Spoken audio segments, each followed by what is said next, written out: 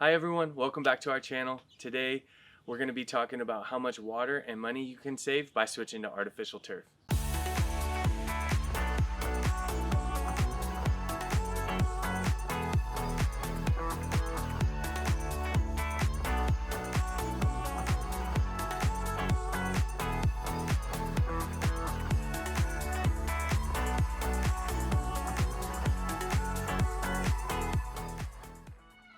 With studies showing that 1/3 of all water usage in the United States goes to landscape usage, a 1,000 square foot yard uses up to 35,000 gallons of water every single year.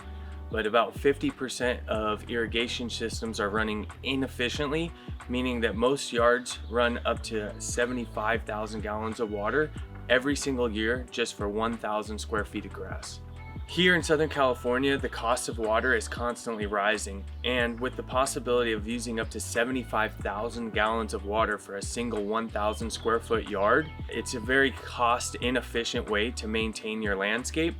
And in San Diego County especially, being a desert climate with a lot of clay in the earth, it's very difficult to lay in a new sod landscape and keep that maintained without ending up with a lot of dry spots and extreme water usage.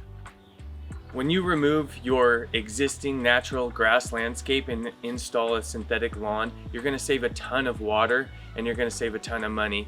That being said, you do still want to rinse the grass off periodically to knock the dust layer off and keep it looking as fresh as the day it was installed. Here at US Turf, one of our goals is to help make sure that your yard is absolutely beautiful. But in addition to that, we want to help save you some money on your water bill, and we also want to help protect the environment by reducing water usage overall. Thank you for stopping by our channel. If you have any further questions about water usage, please feel free to comment below.